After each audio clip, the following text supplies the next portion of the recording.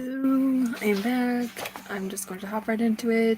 I don't really have any introductions or anything, so I'm just going to start with chapter 7.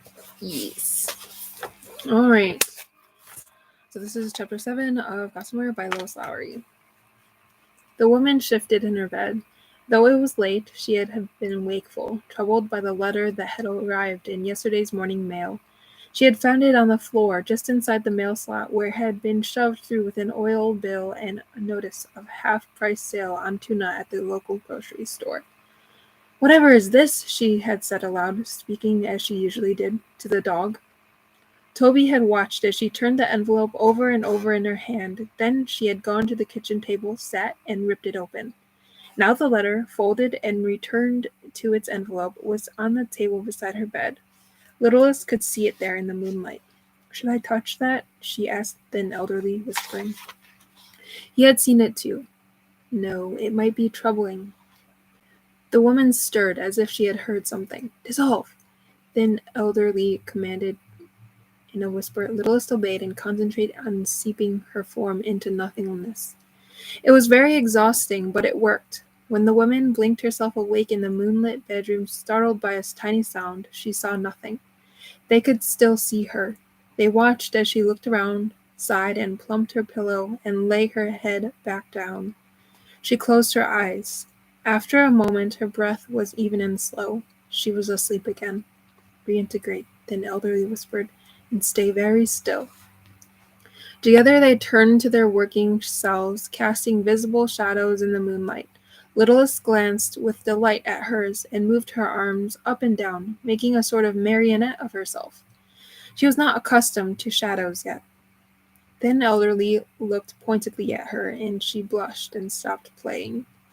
"I'm going to bestow a dream on the dog," then elderly whispered, "partly to keep him occupied, and partly to show you how. You've probably watched Fastidious do it, of course, but we all have different styles."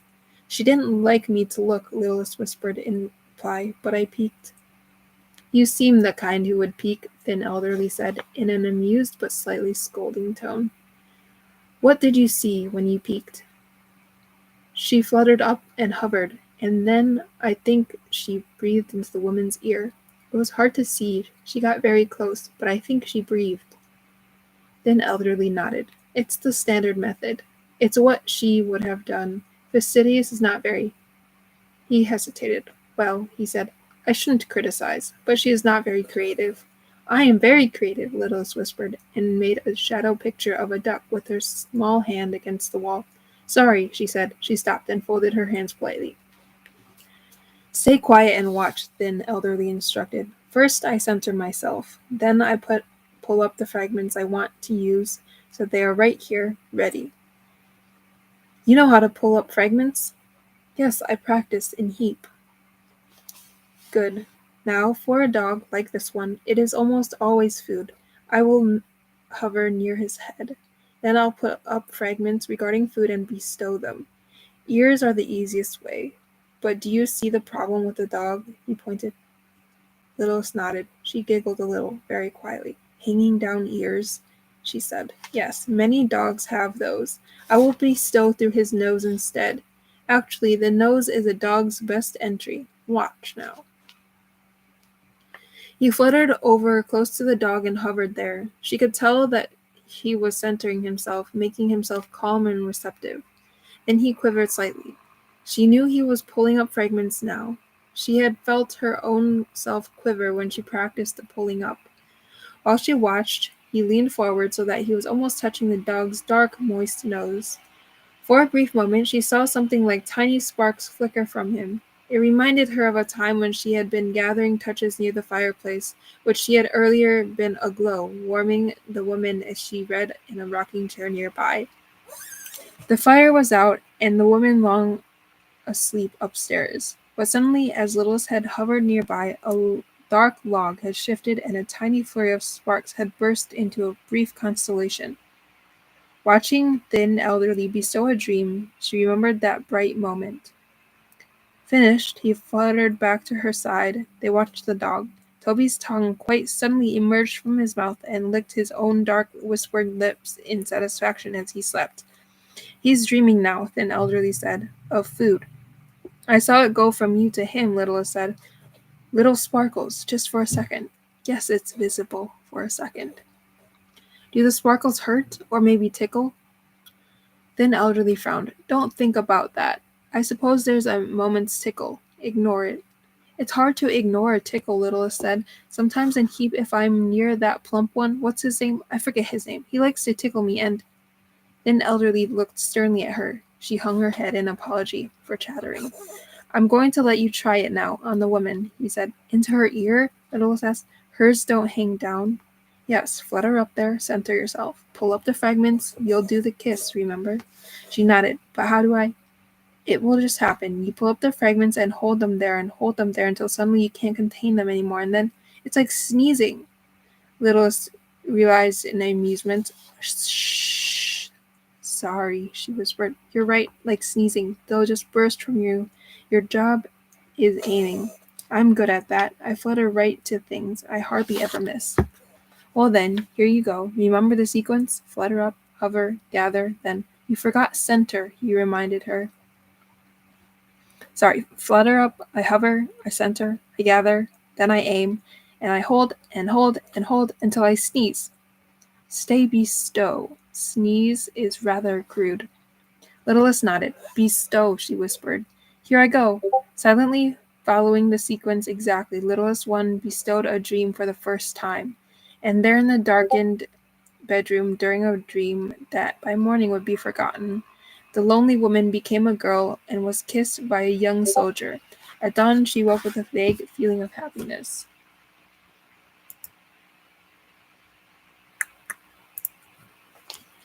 Chapter 8. Toby, she said as she sipped her tea and turned the letter over and over in her hands. How will we deal with an angry boy? The dog, his head on his paws, simply blinked. His tail tapped the floor briefly. I could say no. I had told her I'd take the little girl. I could explain that I'm not up to having a boy. Toby eyed a fly that had settled on the rung of a nearby chair. If it were closer, he would have made a try for it, just for the sport. But he didn't feel inclined to bother with this one. I thought a little girl would brighten up the house a bit. I could knit sweaters and mittens for her, read stories. She glanced through the kitchen window into the small yard. I thought a girl might love the flower garden. I could help her plant something easy. I'm not sure what would grow this late in the summer. Nasturtiums, perhaps? They grow quickly, and flowers are so bright-colored. A little girl would enjoy that. I could teach a girl to bake cookies the way my mother taught me. She raised and lowered her shoulders, easing the ache that sometimes brought trouble there. She stirred her tea, which was cooling now. I know it wouldn't be easy. She'd come from a troubled background. They explained that. She might have some bad habits, and it would take a lot of patience. She chuckled slightly. Well, I needed a patient mother myself. I was a handful, Toby. Would you believe it? Of course, that was a long time ago, 65 years ago, that I... What is the age again? She looked at the letter another time. He's 8. I was 8 almost 65 years ago. But I remember it. I could handle an 8-year-old girl, even one who had bad habits. We'd make rules. Not harsh ones, just simple rules about bedtime, about homework, and about helping around the house. My mother did that. Of course, in those days, there were punishments that we wouldn't use now. Sometimes a switching, more often up to my room, no supper, no reading. I suppose these days it would be no TV. I wondered if a little girl would mind too much that we don't have a television, Toby. I suppose I could get a small one, but we'd have some strict rules about watching. Of course, it would only be for a few weeks. A child can do without television for a few weeks. We'd read a lot, I expect.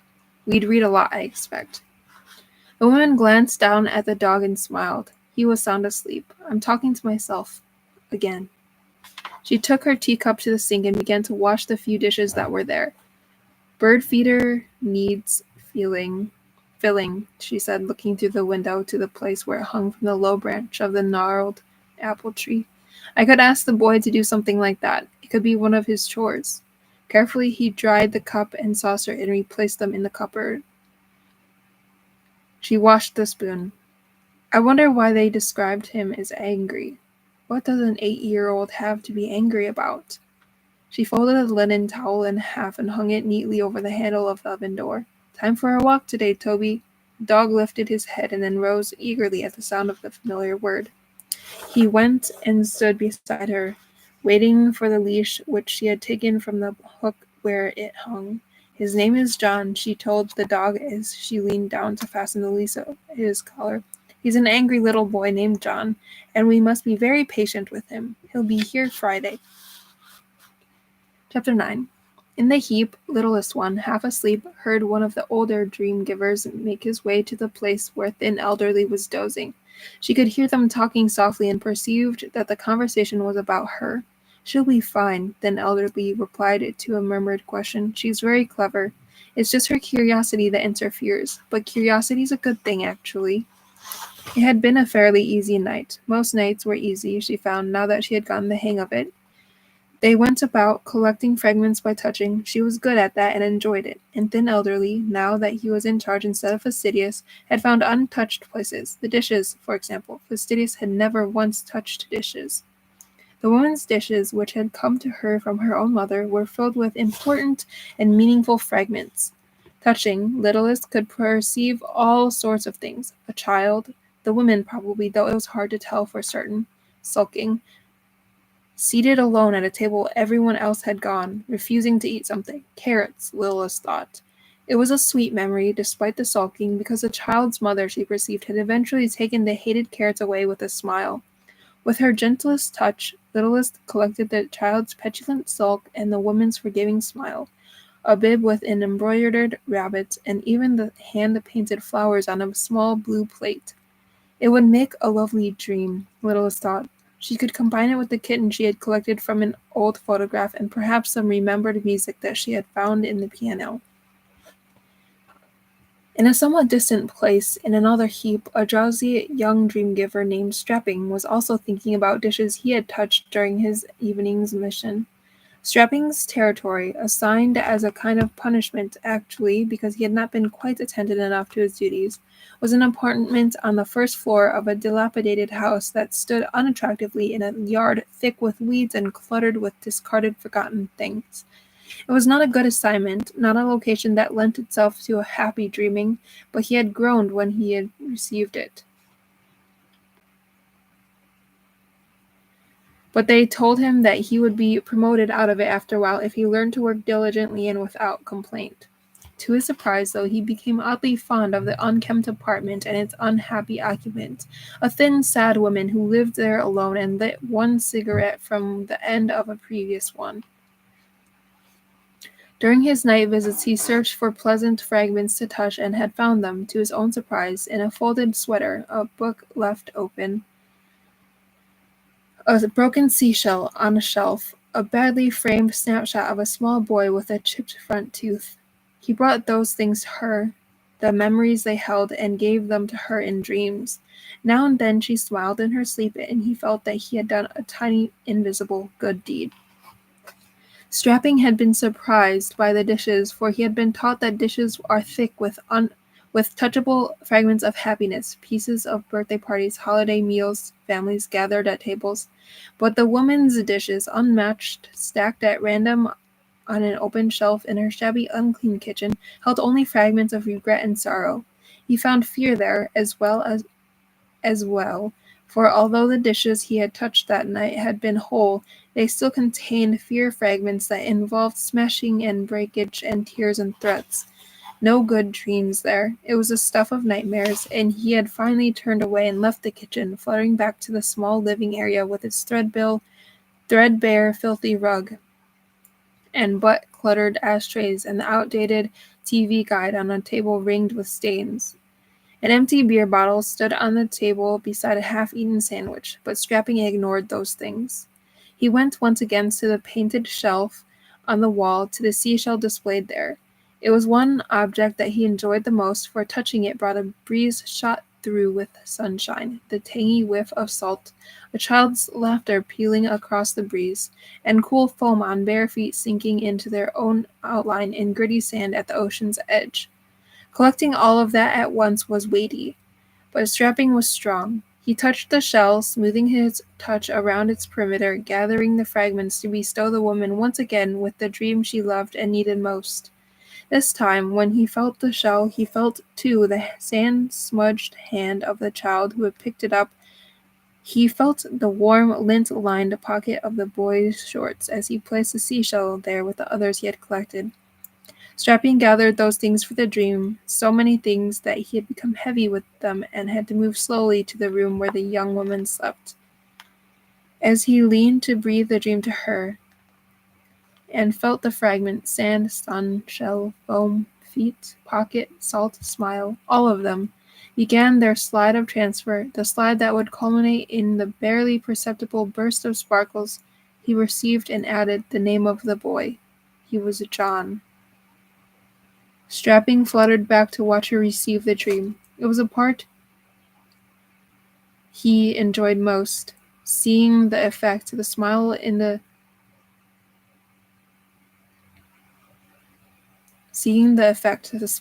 sleep, the happy sigh. It made him aware of how important his work was. Tonight, upon receiving the dream, the young woman called out in her sleep using the boy's name. "John!" she cried softly. She turned, her eyelids fluttering, and although Strapping could tell that she was basking in the shell, he sensed also that it reminded her of a terrible loss. Chapter 10. He scowled when the woman called him Johnny. She held a paper in her hand, and he could see that his name was on it. His name was also printed in thick letters on a tag that flapped from the handle of his suitcase. John. So why did the woman call him Johnny, a dumb nickname, a wimp name? He began to hate her for it, but he wouldn't let her know. He kept his face frozen, expressionless. He had mastered that. No one knew of any of his feelings. He stared at the floor. The social work lady was going over the paperwork with the woman. The woman would have to sign for him as if he were a package from UPS. What a joke that was. The last people had signed for him too, and then returned him. Defective merchandise. You could always return that. Didn't fit, wrong color, missing parts. Screw loose. Ha! Maybe that was his defect. The thing that got him sent back. He had asked for Coke, but the woman gave him lemonade. Holding the glass, he wandered into the next room, an ugly room with old-fashioned furniture and framed photographs of a grouchy, old-fashioned people wearing stupid clothes. There was a man in a uniform smiling, and the photo was tinted so that the man's lips were pink, like a girl's. It wasn't even a good uniform like Green Berets or the Navy SEALs. John would be a Navy SEAL if he could someday. They swam carrying knives and then came to beaches at night and killed enemies there, very silently, before swimming away again. John wanted to do that. There was a piano, ruffled curtains, flowered wallpaper. He hated it all. And where was the television? Johnny! It was the woman. He'd already forgotten her name, and he didn't care. He wouldn't be here for that long. He didn't need to call her anything, especially if she kept calling him Johnny, not his name. He would call her nothing. That would be her name. Ha! He didn't reply. He poked a key on the piano, a white one at the far end, and heard the high sound it made. "Johnny?" she asked again, and now she was in the doorway looking at him. "The lemonade stays in the kitchen. It's a rule I have, so things don't get spilled on the furniture or the piano. Rule I have, rule I have." Fine. He had rules too. One was, don't smile back, even if they smile at you, and she was smiling at him now. She reached for the glass and took it from him. "Do you like the piano?" "I took lessons on this very same piano when I was your age. My mother had to nag me to practice, but I'm glad she did." He poked a key at the other end. The sound was deep. "If you like, I could teach you while you're here. I used to give lessons. I still have some old books around." John shrugged and turned away. "Have you met Toby?" she asked. "Oh, great, someone else?" One place he had had 4 kids besides him. One kept twisting his arm when no one was looking, then called him Cry Baby. Today, Toby was a crybaby name.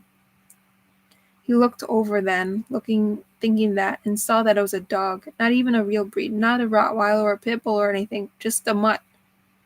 He reached out towards it without thinking, but it backed away. It was scared of him. Good. He liked it when things were scared of him. It gave him power. Toby, the woman said to the dog in a sweet, teasing voice. Be nice. Don't be scared. This is Johnny.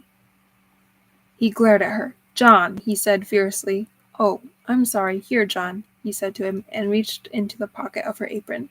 She gave him a bone-shaped biscuit. He's not used to boys. It's just been the two of us.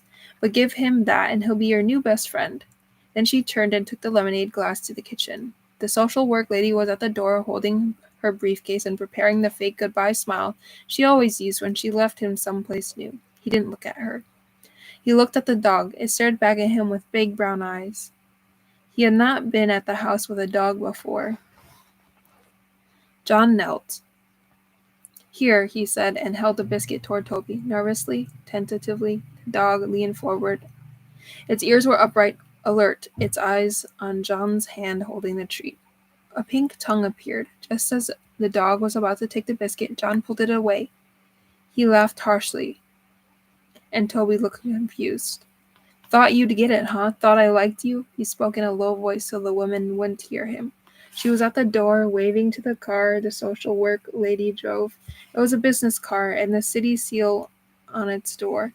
She probably didn't even have her own. She was probably married to some jerk who wouldn't let her have a car, who said she was a dumb broad, too dumb to drive. She had to take the bus to work, he figured. Carefully, he put the dog biscuit into his pocket. I might give it to you later, he whispered to the dog. It was a good game, to get someone to believe you, even a dumb dog. Get them to trust you, then surprise them. Ha! He'd be pulling the biscuit away forever. He pounded with both hands on the piano and then went to the kitchen, picked up the glass from the table, and gulped the rest of the lemonade. If he didn't, she would take it away from him, hoping he would cry so she could hit him. She was holding his suitcase now and smiling at him. He frowned and wiped his sticky mouth with the back of one hand. Where's the TV? He asked in a loud voice.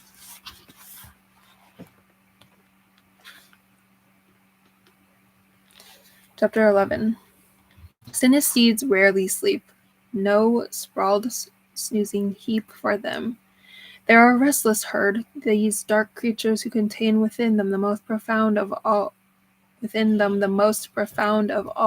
our fears, the hidden things, old guilts and failings that we will ourselves to forget.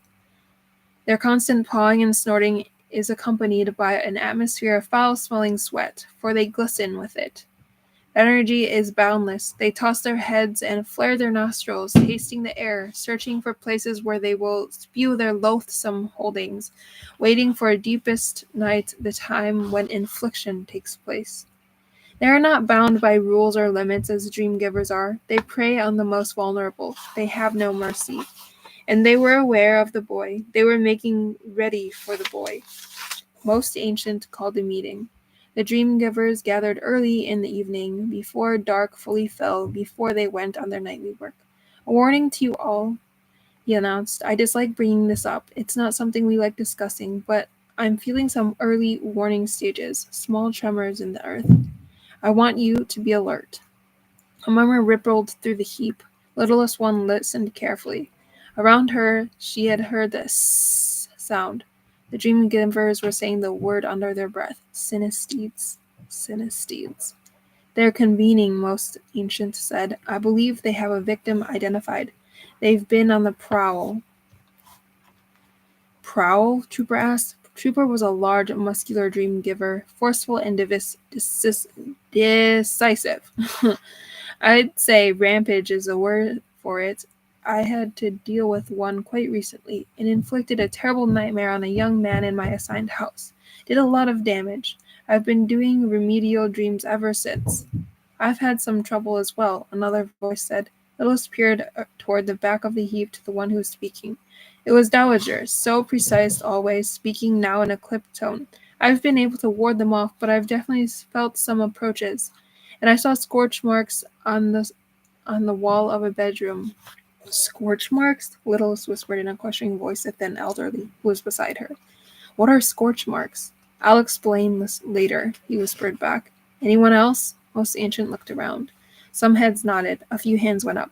Well, we've always had these individual forays, of course. Trooper, good work. You'll do You do deal well with these. If any of you need help, feel free to call on Trooper for a little extra muscle. But what I want you all to be on the lookout for are signs of pending group attack. I'm feeling a gathering starting, a horde. This happens only rarely. Over years, occasionally, they have focused on one victim, someone particularly helpless. Then they mass and descend. Perhaps only the oldest of you have ever experienced it. Anyone remember the last horde attack? He looked around. No one? Well, it's been a very long while. I don't mean to worry or alarm you, and I don't see it as imminent, but we must be on the lookout. Somewhere out there they're beginning to sniff, to sense a victim. Let's be vigilant, let's be on guard. Subdued, the dream-givers rose from the heap and began to set out for their night of work.